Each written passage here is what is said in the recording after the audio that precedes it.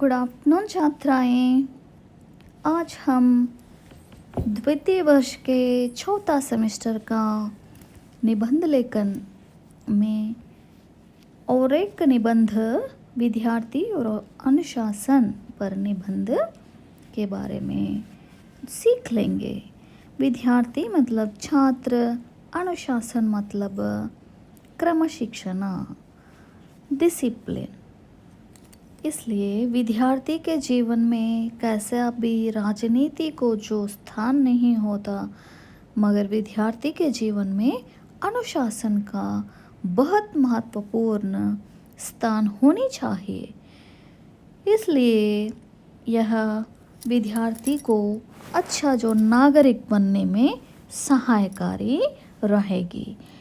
विद्यार्थी और अनुशासन का जो बहुत घनिष्ठ संबंध होता है। अनुशासन के बिना कोई व्यक्ति विद्यार्थी नहीं हो सकता।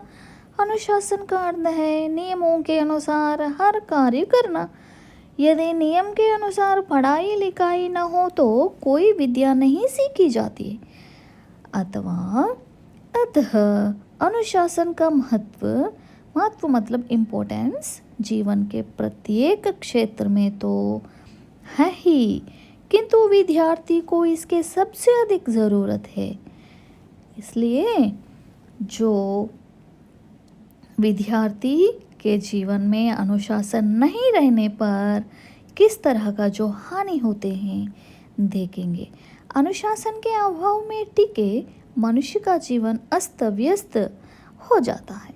अनुशासन छोड़कर कोई व्यक्ति न तो अपना कोई काम ठीक ढंग से ठीक समय पर कर सकता है और नहीं अपने विचारों का प्रयोग किसी खास दिशा में जो फैलाने से जो असफल रह सकता है। इसलिए अनुशासन हर एक जीवन में मुख्य विषय होनी चाहिए। ऐसे होने पर कोई व्यक्ति अपनी उन्नति का कोई काम नहीं कर सकता और न भविष्य की योजना बना सकता है। पुराने समय में जो गुरुकुल में कुछ खास जाति या वर्ग के छात्रों को शिक्षा देने की प्रथा थी, क्योंकि उनमें संस्कार से ही अनुशासन का गुण रहता है। जो विद्यार्थी अनुशासन में रहने लायक नहीं होते थे उन्हें आश्रम से अलग कर दिया जाता था, क्योंकि वैसे छात्र विद्या पाने पर भी समाज को केवल हानि पहुंचाता है।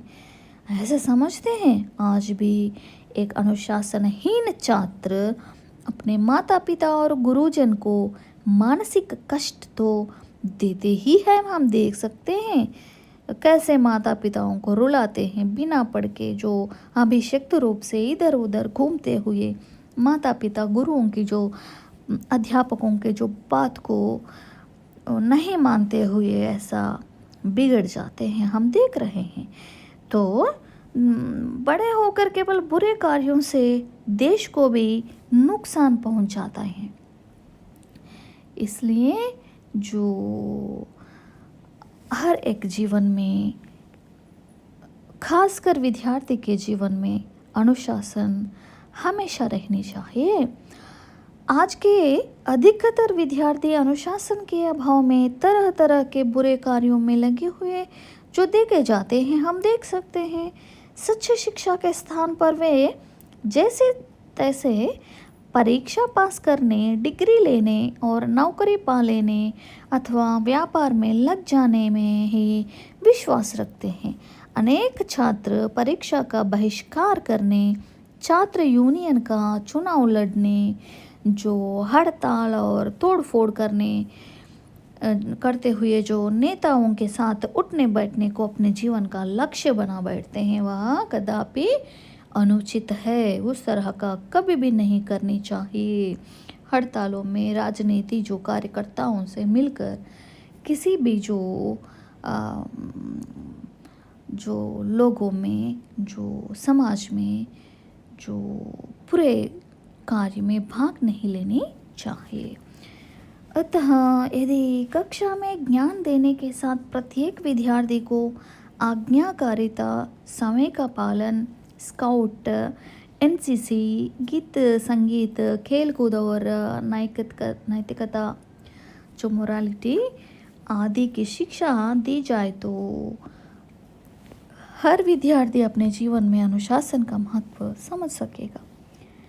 वो ऐसा हो रहा है, वो शिक्षा के साथ साथ अनेक प्रकार के जो अनुशासित कार्यों को विद्यार्थियों के जीवन में जो लाते हैं। आज की शिक्षा नीति वैसी ही है जो हर एक प्रत्येक विद्यार्थी को एक नीति का जो बाण जैसा, तीर जैसा जो शिक्षित करने में जो अपने शक्ति अनुसार जो प्रयास कर रहे हैं गुरुजन, उनको उनके हम शत शत नमन करनी चाहिए प्रत्येक अध्यापकों को। फिर इस तरह का विद्यार्थी लोग अपने माता पिताओं और गुरुजनों की बात मानकर उनके बातों पर चलना, उनकी नज़रों से नाचना, नज़रों से ही नाचना, ऐसा करने पर विद्यार्थी हमेशा अच्छा नागरिक बन जाता है और देश को, परिवार को, जो पढ़ने जा विद्या संस्थाओं की जो नाम भी रोशन करते हैं।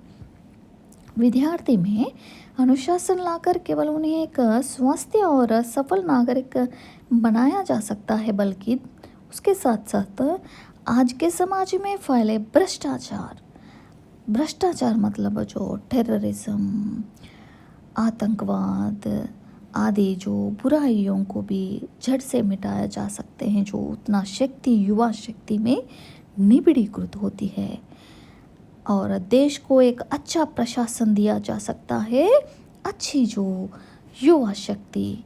इसलिए हर एक विद्यार्थी के जीवन में अनुशासित जीवन, अनुशासन रहने पर वह वैसे ही अच्छा नागरिक बनते ही जाते हैं। कुछ उसके पीछे पड़कर अच्छा बनाने के लिए भी जो प्रयास करने की ज़रूरत नहीं पड़ती है। अनुशासन युक्त जीवन किसके जीवन में होता है, वह अपने आप ही अच्छे नागरिक बन जाता है। आप भी अच्छे जो नागरिक बन जाओ। जय हिंद, जय भारत।